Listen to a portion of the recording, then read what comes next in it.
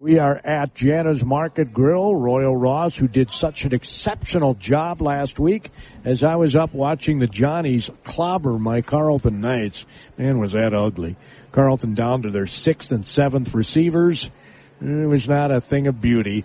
The Johnnies, nationally ranked, showed why. 63-7 was the final. That's the last time I say that score. Coach Beckmann might talk about it. Yeah, he'll probably talk about it. But I'm not going to. But Royal, you did an exceptional job. Had a great crowd of people out here.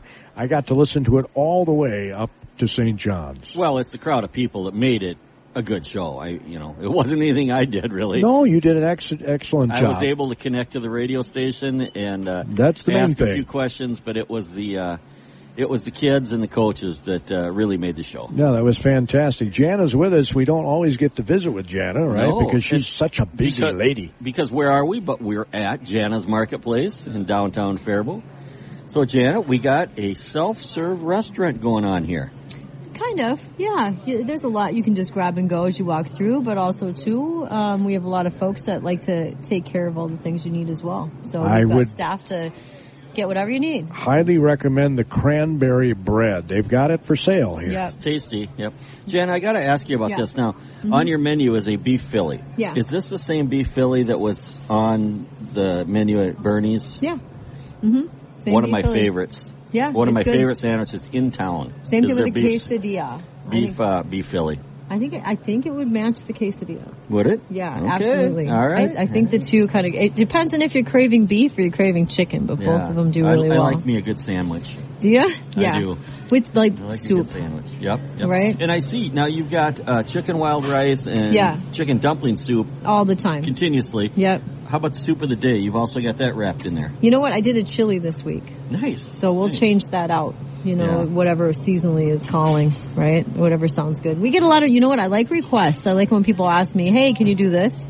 Sure, we can do anything. So just tell me what it is that you like. And I give Jana a bad time quite often, but every moment of my day.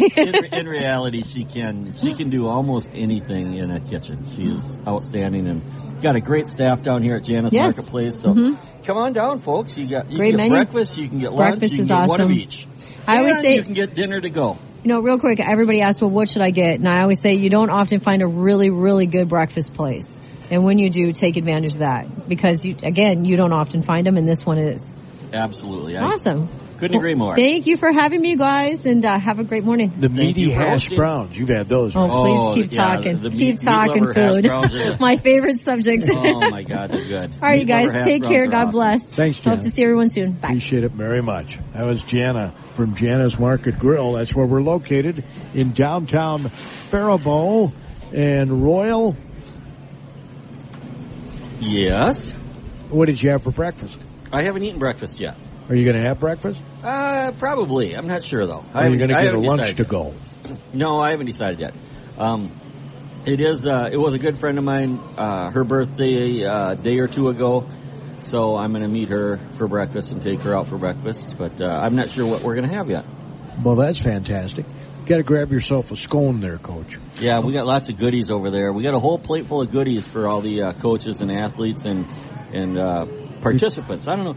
They're not athletes, when they're in the band or the choir or anything, but participant is not a worthy word. What would they be? I don't know. Just a member. Anyway, whatever it is, if your grandparents out there, send your grandkids out, no matter what activity they're in. It can be the pool league or it can be band, choir, robotics, DECA, along with the typical volleyball, football, basketball, wrestling. Yep, We just like to talk to the kids and coaches. I know it's called the Coaches Show, but we're dealing with all kinds of extracurricular activities. Well, Coach Beckmann, you guys had a thriller Wednesday night. I got to listen to the end of it when I came back from Glencoe and Faribault's loss up there to the Glencoe Silver Lake Panthers. What an ending to your football game. Yeah, it was, we had a shot at the end. We, had an opportunity, but,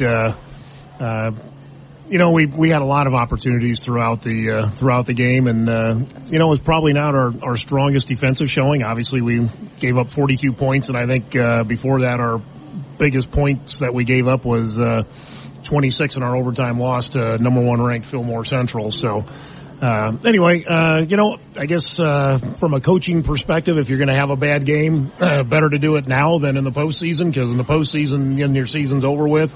So I think the boys probably learned and grew a little bit from some of the mistakes we made. We spent a little bit of time on looking over the tape on Thursday afternoon, and got back out on the practice field yesterday and went over some of the errors that we made. So hopefully we get those corrected as we move forward into the postseason. Yeah, I was told that Blooming Prairie pretty much was able to run one play repeatedly against your defense, and you just had a heck of a time. But to your credit, you made some adjustments, right? In the second half, they weren't as successful as they were in the first half. Yeah, we kind of kept trading, touchdowns back and forth, and unfortunately, there's a couple times where we didn't, make the trade very well. So, they basically had about 2 or 3 plays that they ran all night, and to their credit, their kids came up, fired up, and they played hard, and they executed really well, and we didn't execute quite as well as we have in previous games. But that's what happens when you got a bunch of 15, 16, 17-year-old young men.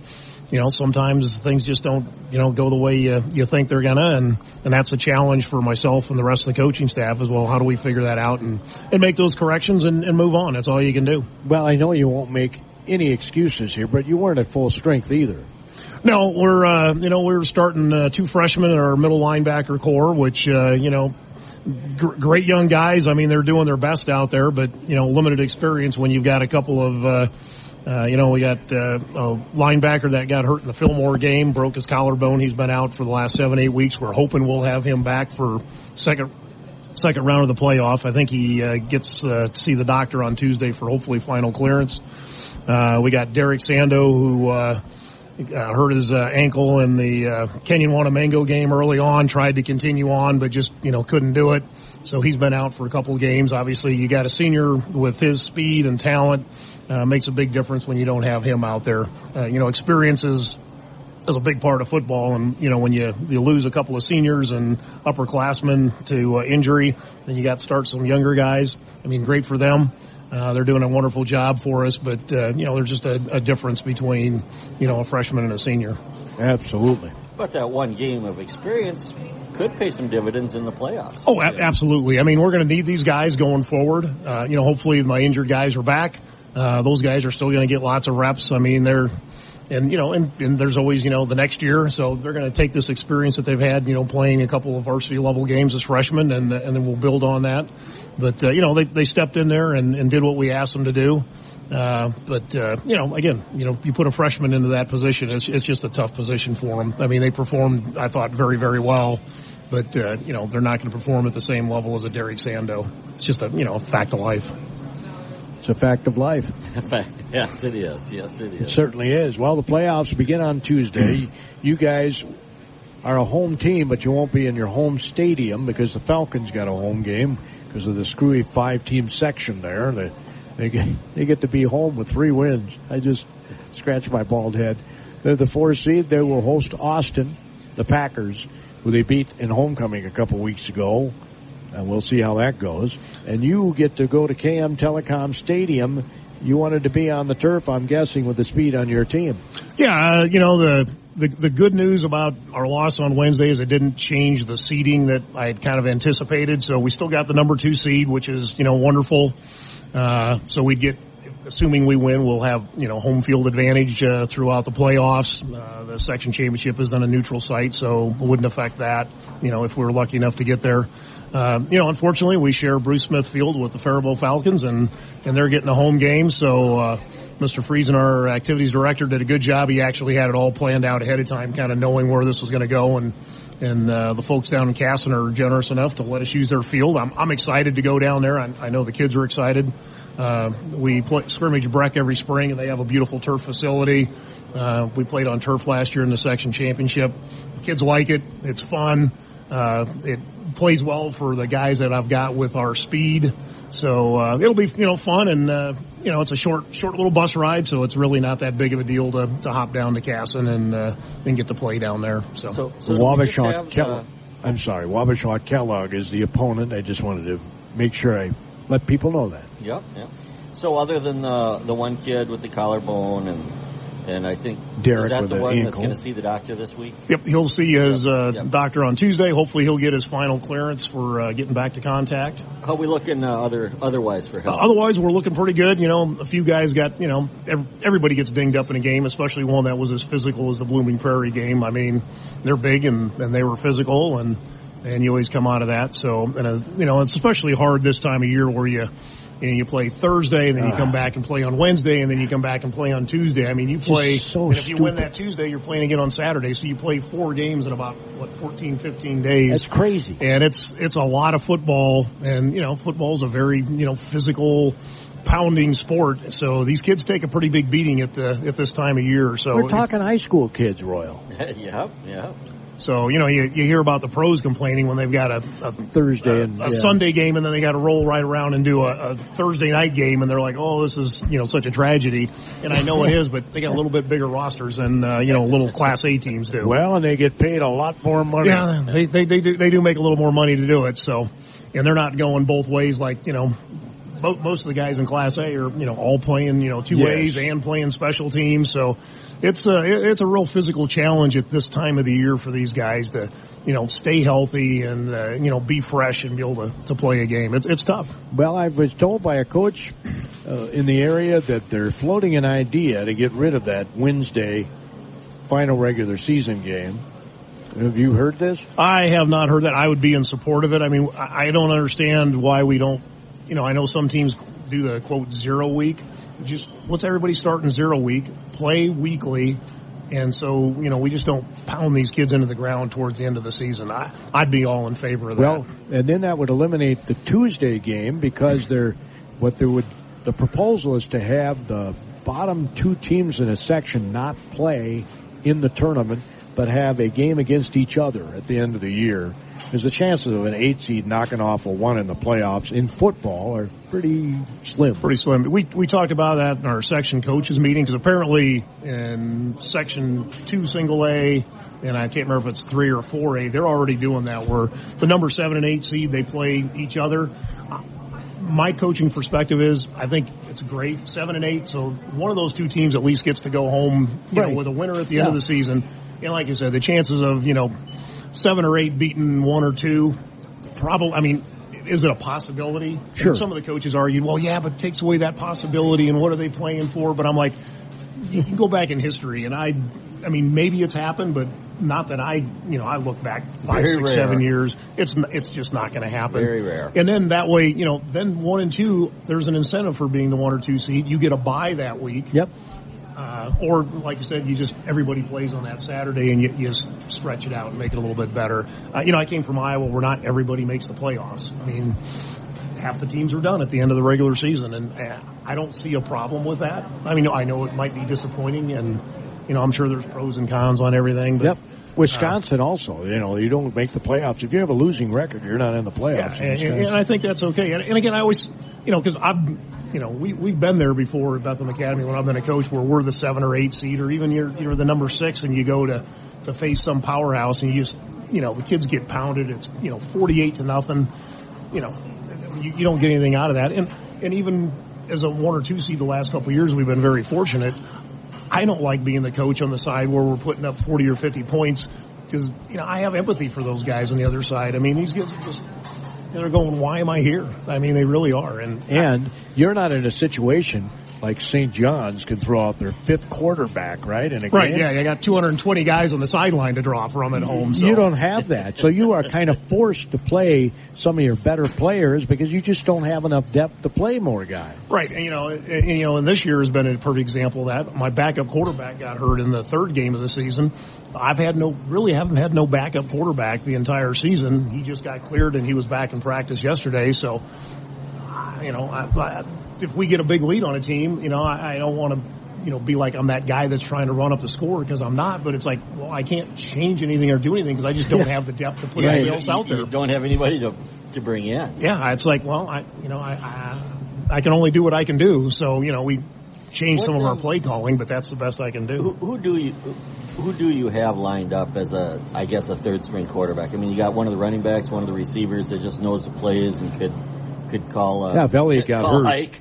Yeah, I mean, if Elliott got hurt and couldn't play anymore, well, now I have Tommy Coonsey back. Yeah, but before Tommy, probably would have taken Hudson Dillon and thrown him back there at quarterback. He's a good athlete. He can kind of do everything. In fact, at Kenyon Wanamengo, when Elliott got that cramp, and it was actually fortunate, it was a play that we'd put in a few weeks before, and we'd been running in practice, where we throw Hudson in at quarterback, and normally what we did was we'd throw Elliott out at one of the receiver positions.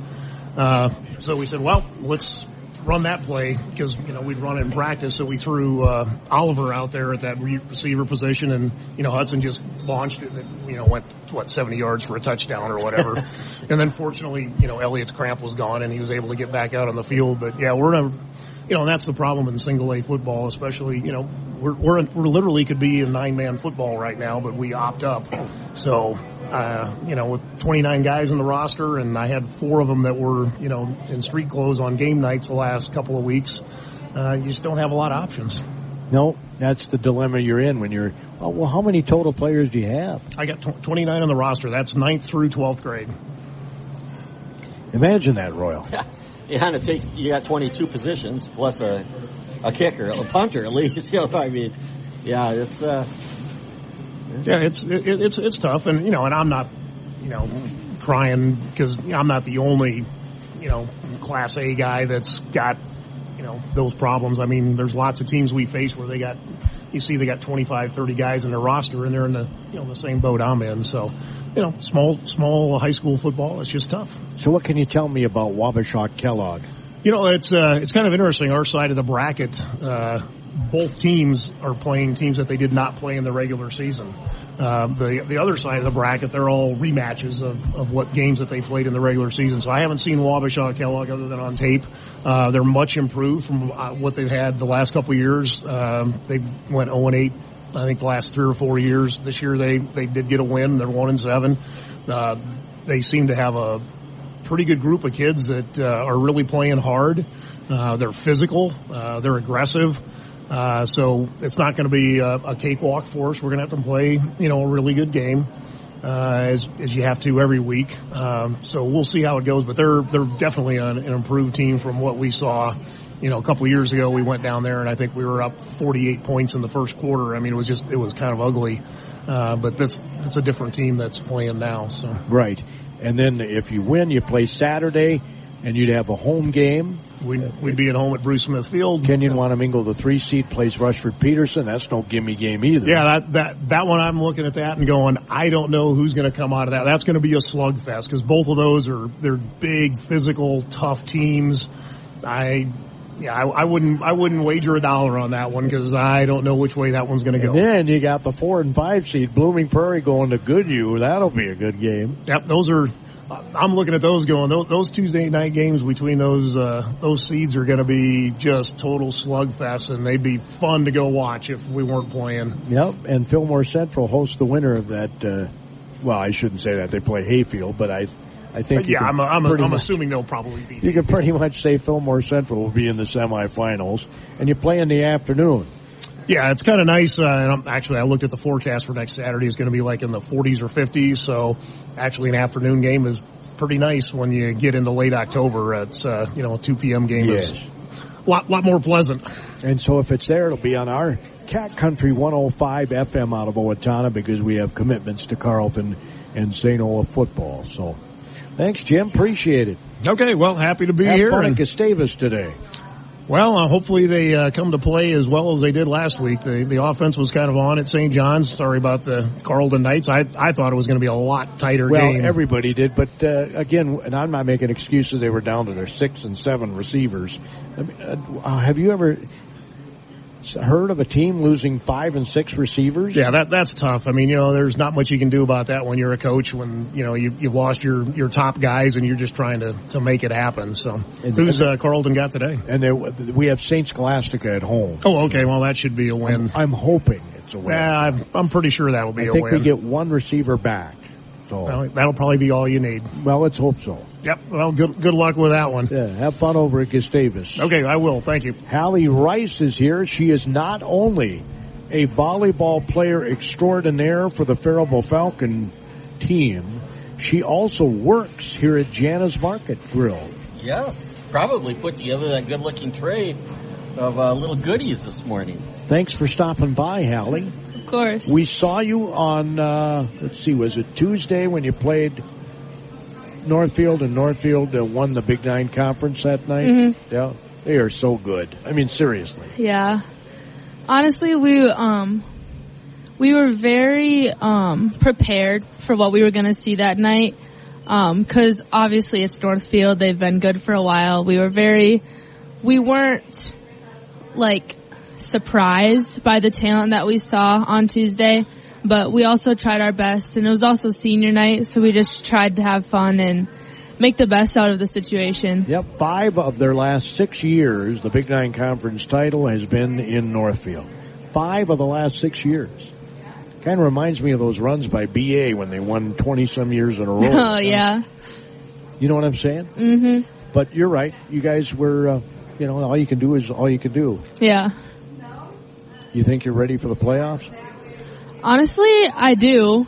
I mean, this is kind of the time to play. I mean, the season doesn't really matter until right now. So, I mean, we're all just going into it hoping for the best. Hoping we can all play our best and leave everything we have on the court. You know who you play yet? We don't, but I'm pretty sure the little, section meeting is tomorrow. So we should know by tomorrow who we play. Yeah, that's crazy. And when do you play? In past years, it's been the Wednesday after the meeting. So I assume it'll be on Wednesday, but they might switch it. But I think the game will be this week. So you're going to have basically 2 practice days after you find out who you play. Yeah. Yeah, that doesn't seem like good timing to me, But you played every team in your section, right? Yeah, we've pretty much every team, yes, we have.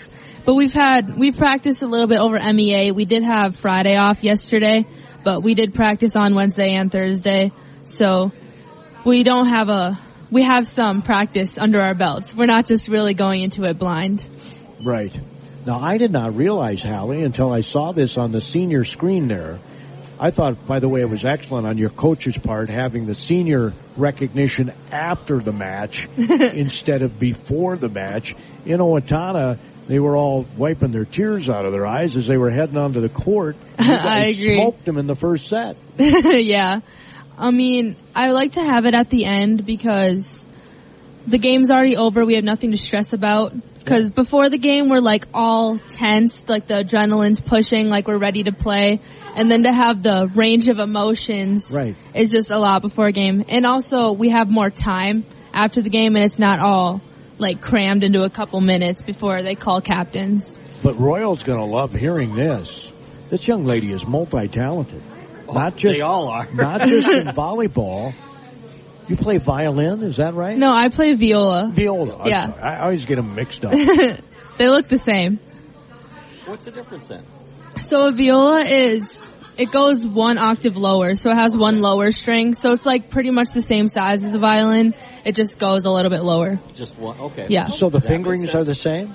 The reading music is different, but it's pretty much all the fingerings are the same. So if you play a viola, you could play a violin. Yeah, if I learned, cause the reading is kind of in different quote unquote languages for each instrument. Isn't that interesting? So I know how to play it, but I would have to learn how to read violin music, which it's not, once you know one instrument, how to read the music, it's kind of easier to learn the rest. So I could if I tried. So basically a C is not always a C. Huh? Not always a C, no. And she's going to play in an orchestra in college. Awesome. Where at?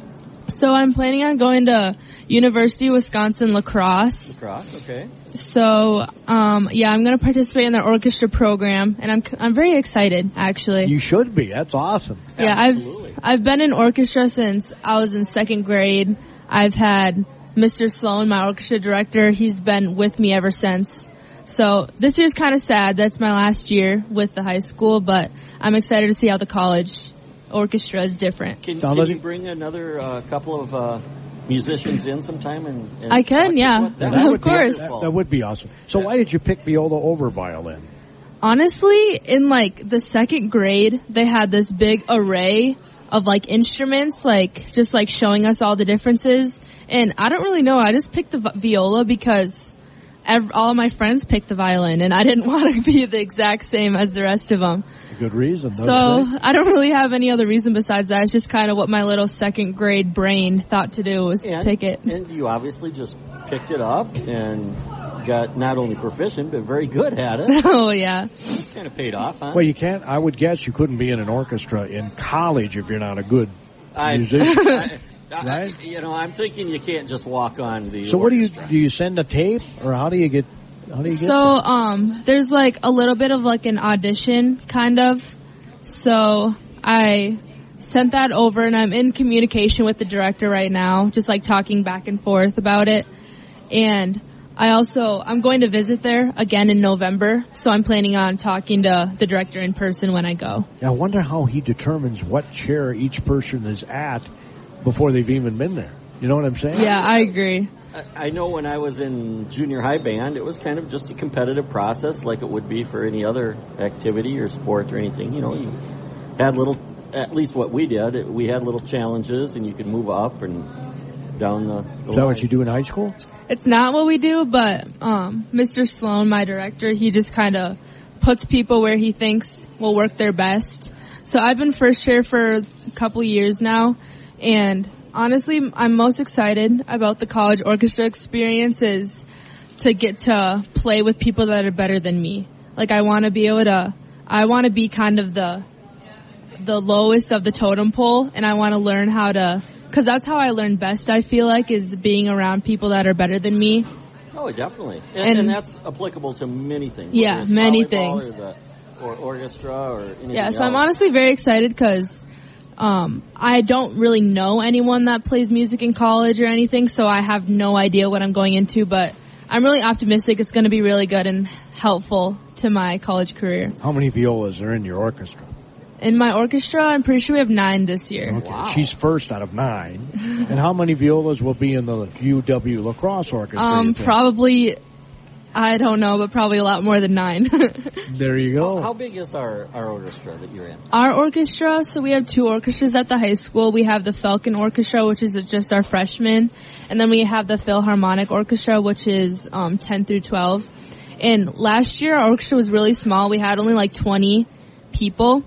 But this year we have about 40, so we got really big because our freshman orchestra that graduated into our big orchestra we had a lot. And it's been really nice being able to play with a bigger orchestra because more sound, it's just absolutely. better in every way. Gordy, we got to go to a concert. That would be nice. Yeah. When's your next concert? We have a winter concert coming up. I don't know the exact date, but then we also have one on February 12th, my birthday, so if you want to come. Your birthday? Yeah. Oh. Wow. February 12th. What day is that on? I don't know. It's a Monday, I think. February 12th is a Monday. Usually all of our concerts are on Mondays. I'll have to try to remember not to schedule a game. And wish Halle a happy Maybe you birthday. could announce the orchestra on the air. That would be awesome. Cool. We could put that concert on the radio maybe. Well, we got to wrap it up. I know, we're out of Gordy, here. Can you believe that? We're out of here. Thanks to Halle. Thanks, Halle. Appreciate it. Thank you very much for coming out. Of course. We look forward to talking to you again. Maybe she could play a tune on the viola on the show one time. Oh, that'd be awesome. Right? She That could would be awesome. send us off or something. Maybe. So, That's the show this week, ladies and gentlemen. I love it. Just as I was getting ready to come out of here, app thing happens. yeah, well, it's just a notifier, but no, I've got the timer going down here, so we're almost done, folks. Listen to all